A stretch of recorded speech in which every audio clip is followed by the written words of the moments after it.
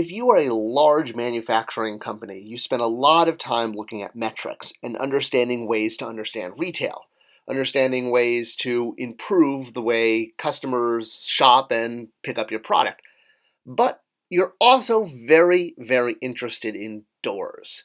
Okay, I know what you're saying. Like, what the heck do doors have to do with retail? And honestly, especially in the toy industry, which has very low MOQs, the doors are everything. In fact, if you're not into the doors and actively listening to doors, well, you're probably not retailing correctly. All right, so let me explain what I'm talking about. Doors is a term used in retailing and manufacturing to indicate the number of stores that a retailer currently operates. So if someone was to say a retailer has 4 doors, they have 4 locations. So a retailer like Walmart, which allows customers to shop all over the country, has lots and lots of doors. And it doesn't just have to be a physical place customers pick up product, it can also be online. All right, so what in the world does all of this have to do with the toy industry, and why is it one of the most important metrics when it comes to figuring out large retailers?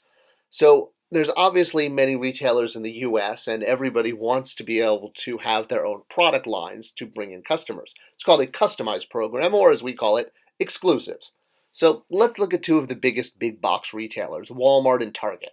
We're very familiar with them as toy fans. We shop there all the time. Now, it's not about the size of their dollar volume. Obviously, something like Alibaba that has no retail space is one of the largest retailers in the world. Granted, they're completely online and mostly in Asia. But if you're looking at purely brick and mortar and trying to find different ways to compare large retailers, i.e., again, Walmart and Target, there's almost no limit to the number of ways you can quantitatively compare them. But for all of this, what it really comes down to is just one thing, and it's basically Retail 101, location, location, location, and not necessarily how close you are, but how many, hence doors.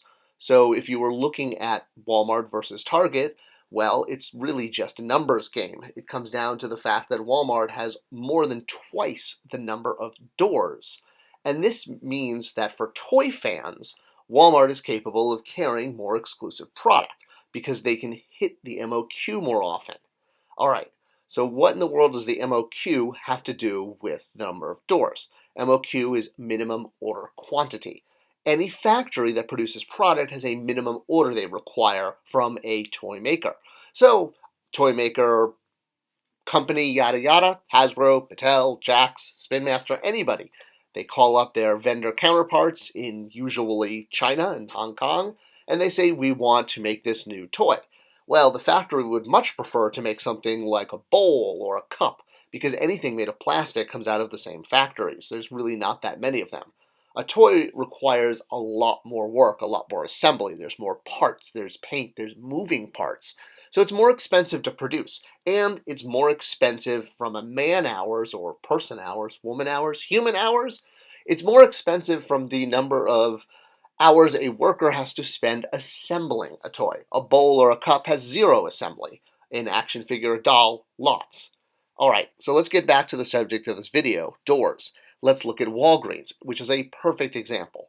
So Walgreens has approximately 9,000 doors in the US. And obviously this includes some of the stores that aren't called Walgreens but are owned by them.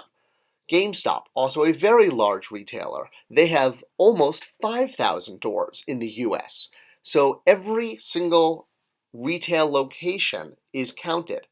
Now an MOQ for a plastic item, be it a bowl or an action figure or doll, is usually somewhere between 5 and 10,000 units. Target has a little under 2,000, which means if they want to put in an order for 10,000 units, which is often the MOQ standard for a plastic item, well, according to our good friend math, if you have 2,000 doors and 10,000 units, every door is going to get 5 units. So if you're Mr. Target and you're talking to a manufacturer and trying to figure out how many units to order, you can say that, well, I have an exclusive and I need to have this in at least enough to have 2 units per store. And I'm probably going to have more because the MOQ is higher than that. And that's the simplicity of it. Don't patronize me, Scott. But obviously, a retailer isn't necessarily only going to order the MOQ. They're going to order a lot more than that, and they often do, which is why partnering with someone like Target or Walgreens is beneficial to a toy manufacturer, because with the number of doors and aisle space, they have the ability to order way more than just one unit per door. But with 2,000 units, it's still a little limiting. When you look at Walgreens, and if you're the dog ordering from Walgreens, to continue that metaphor, well, if you have close to 10,000 doors, you only have to order one unit per store, down from the 5 that Target has to order. And that's exactly the key right there. So retailers that have larger number of doors can order fewer units overall, or rather, that's not the way to put it. It's rather that they can hit the MOQ with ordering fewer units per door. There we go. Now I said it correctly. And that's their advantage. So again, looking at Walgreens with their close to 10,000, well, 9,000 doors, that means that less than 2 units per store have to be ordered, versus again, Target has to ship 5 units per store to hit the MOQ.